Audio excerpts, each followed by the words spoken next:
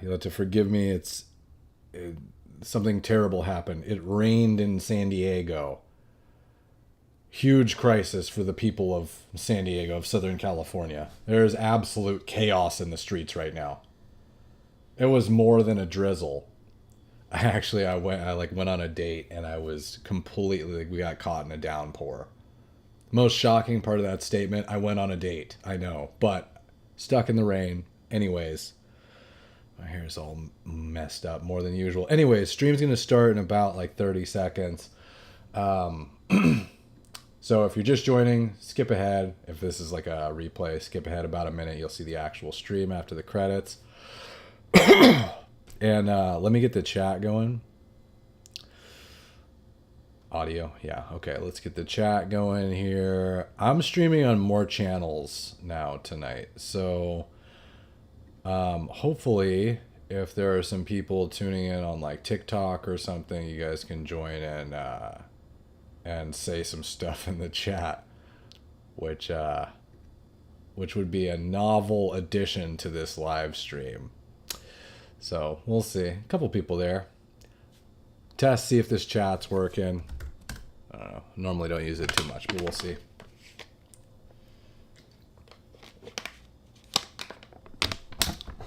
Okay, let's about get started.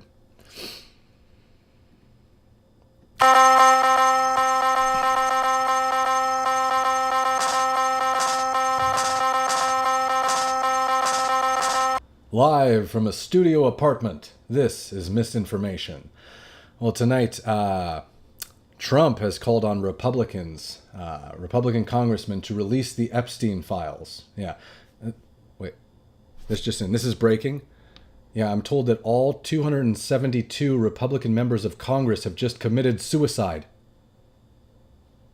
Man, that is crazy that they all did that on their own at the same time. That's wild. The U.S. designated the Venezuelan cartels as foreign terrorist organizations. Yeah, it's pretty big. Yeah, they're called ISIS. Damn it, the buttons. We're gonna roll. Wait, this is my only audience. We're gonna roll it back a sec. Yeah, they're called ISIS. ISIS. I'm gonna stick that joke like 10 more times before we move on. There's some new info about Thomas Crooks, the guy who attempted to shoot Trump, to assassinate Trump. It came out today that he was furry. Yeah. Yeah, with all the news about the furry community recently, I never realized that the T in LGBT stood for terrorist. Yeah. If you know, I wasn't aware. So SNAP recipients are going to have to reapply for their food stamp benefits. Yeah. Yeah, the media asked the SNAP recipients to weigh in, but they broke the scale.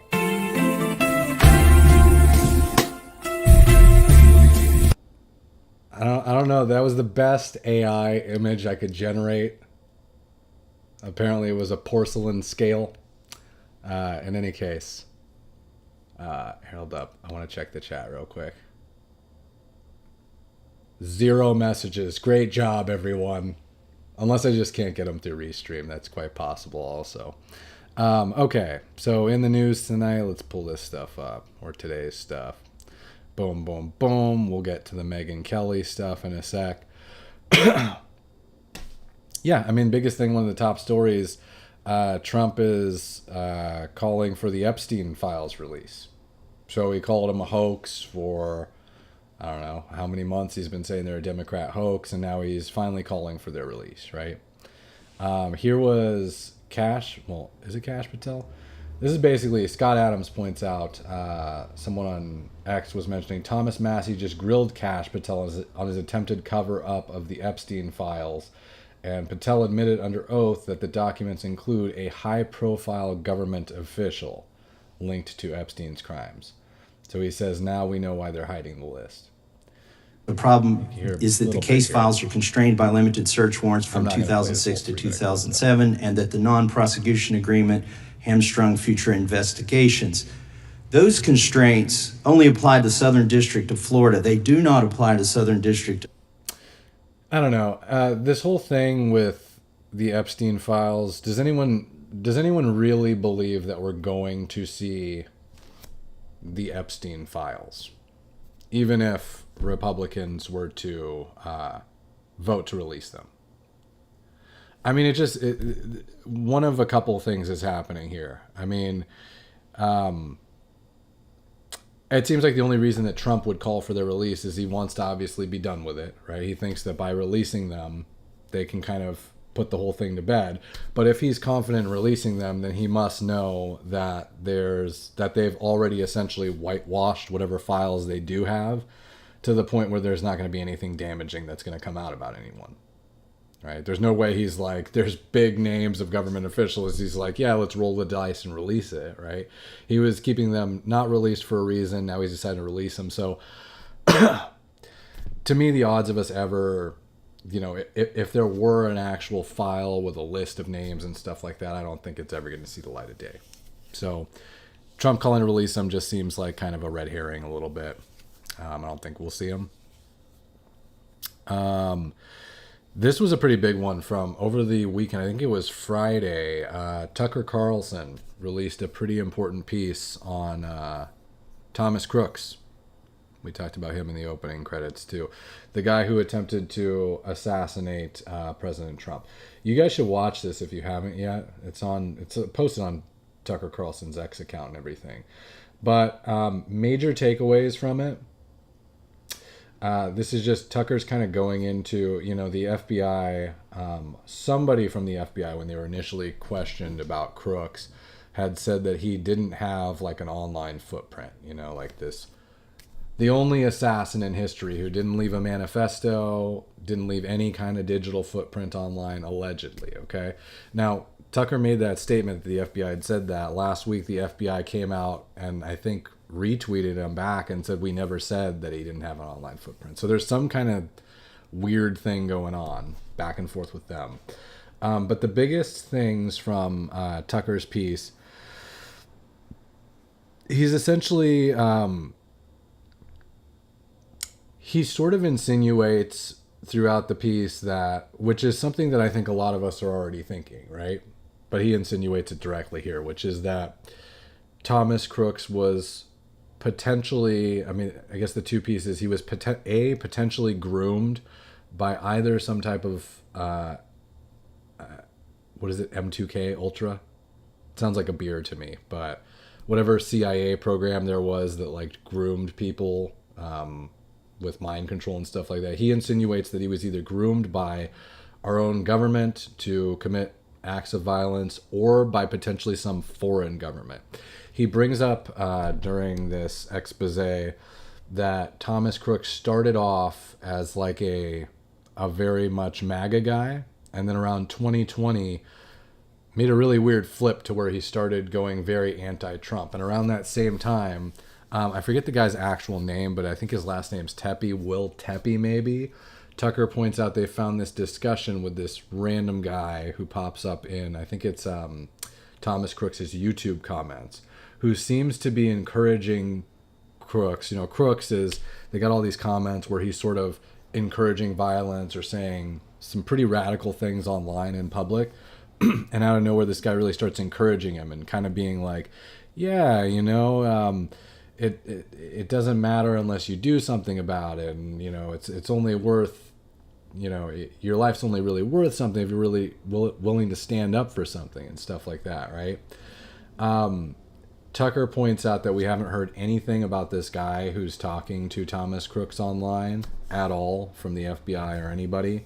He points out that the FBI consistently, when questioned on Thomas Crooks, refers to some court case that's ongoing as a reason why they can't talk about it. I think they may be referring to the second Trump shooter, the guy who tried to shoot him at the golf course. Maybe that's the court case they're referring to.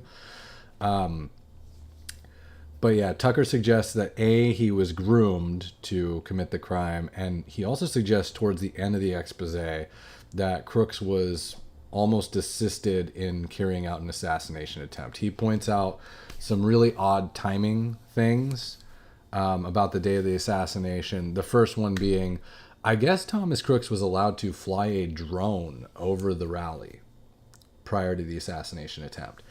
And apparently the Secret Service and everybody had like an anti-drone kind of monitoring team in place.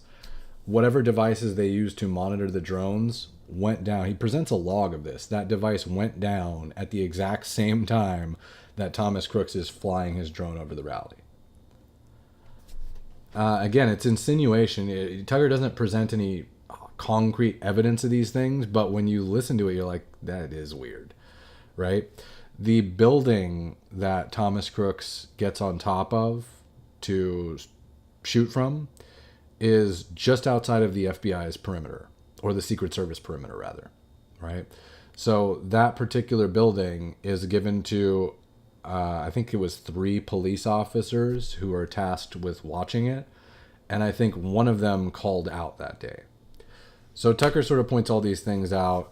I mean, my feeling on this is sort of the same as any Trump supporter. I mean, when you watched the shot happen live in real time on the day of, or just shortly thereafter, I think anyone watching it kind of had the reaction that I did, which is, oh shit, they almost got him. And when I say they, it did feel like at the time there were some dark forces within our own government who might want to try to take Trump out.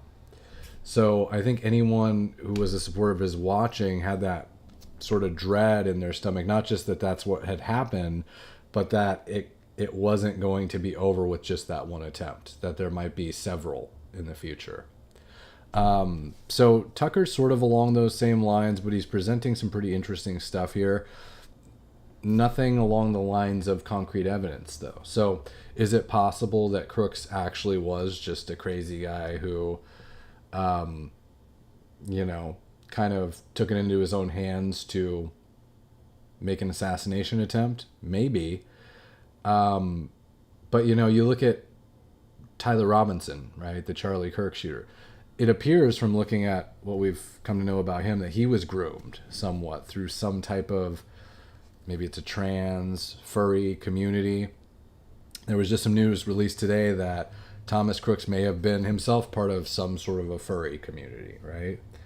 So it's not that hard to imagine somebody who wanted Trump gone or out of the presidential race grooming this kid. I remember talking about this with my sister, and that's what I was saying, is if I wanted to do it, that's exactly how I would do it. If I were some deep state force, I wouldn't go out and do it myself, and I wouldn't go out. I would find some kid who's kind of got nothing to lose, doesn't really have much going on for him, is already displaying sort of violent tendencies, and I would just encourage it, and I would give him whatever sort of assistance he needed to carry it out, which is what Tucker kind of presents. The drone monitoring system goes down.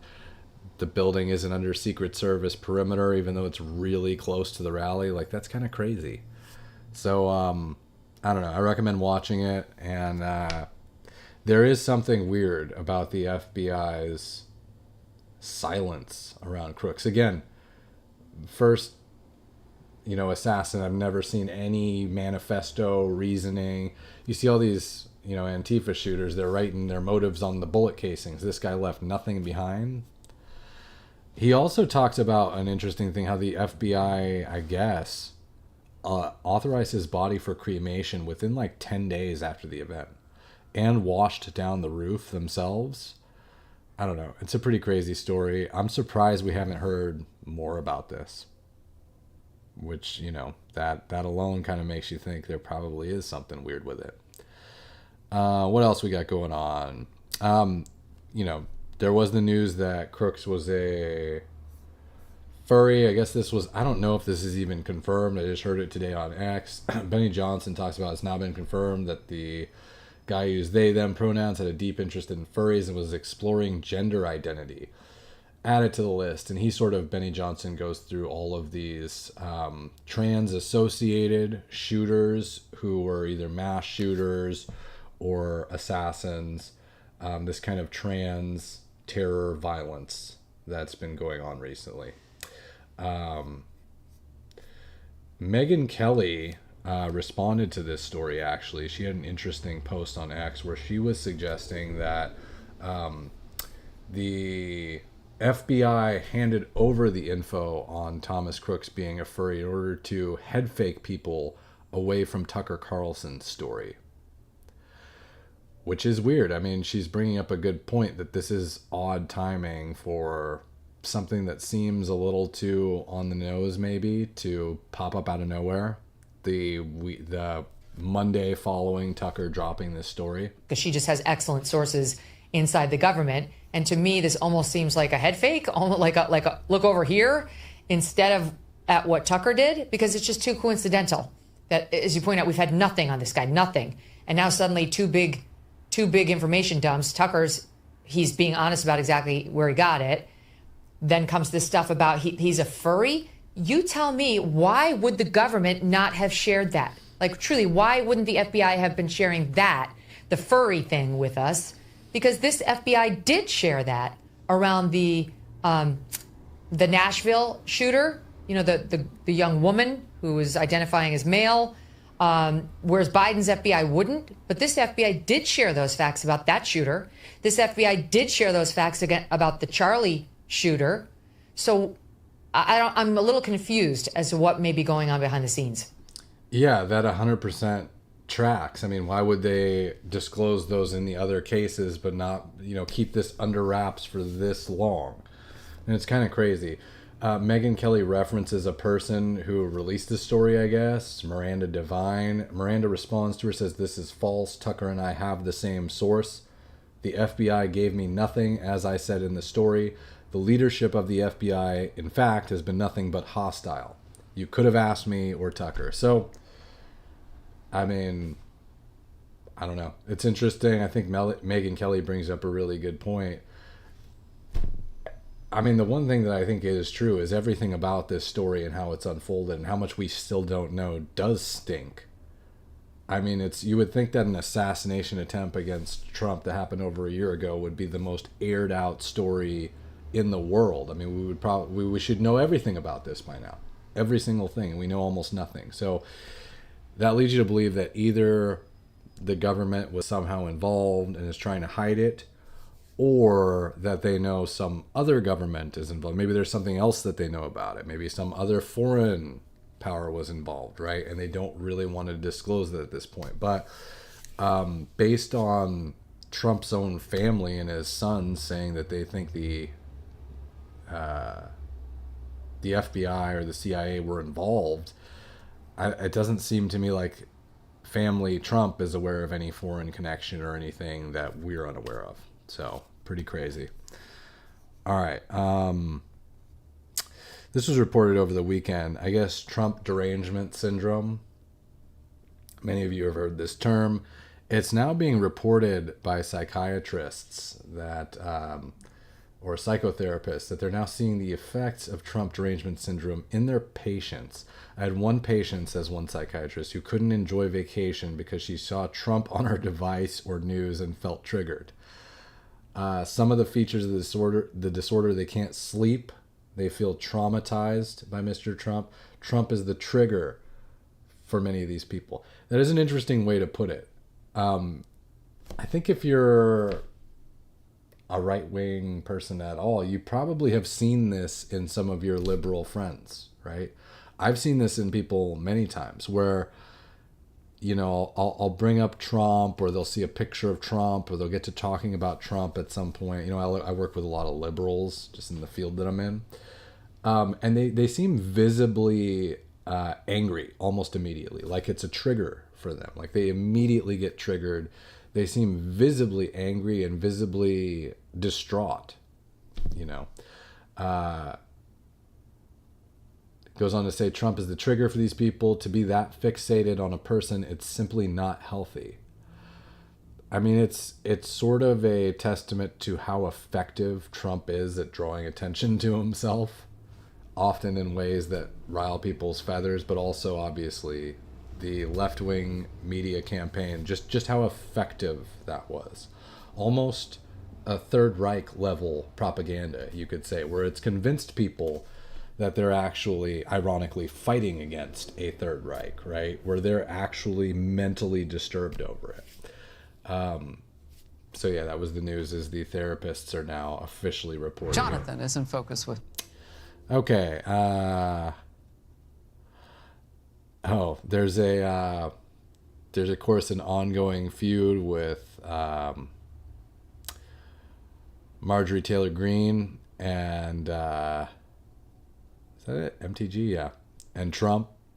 I guess she was trying to text him on, I think it was Friday maybe, to release the Epstein files. I guess she's been doing that, and Trump was not happy about it. He tweeted about it here. I am withdrawing my support and endorsement of Congresswoman Marjorie Taylor Greene of the great state of Georgia. Over the past few weeks, despite my creating record achievements for our country, he goes on to list those, anywhere in the world, all she does is complain. It seemed he's so great at telling these stories. It's like he's telling a story. It's like reading a book, right? He says, it seemed to all begin when I sent her a poll stating that she should not run for senator or governor. She was at 12% and didn't have a chance, unless, of course, she had my endorsement, which she wasn't about to get. She has told many people that she is upset that I don't return her calls anymore. But with 219 congressmen, 53 U.S. senators, 24 cabinet members, almost 200 countries, and an otherwise normal life to lead, I can't take a ranting lunatic's call every day. And he capitalizes lunatics here. I just thought that was so funny. I can't take a ranting lunatic's call every day. I don't know if I have the screenshots of Marjorie Taylor Greene's response. She responds to him, and she includes the text messages that she sent that got those responses.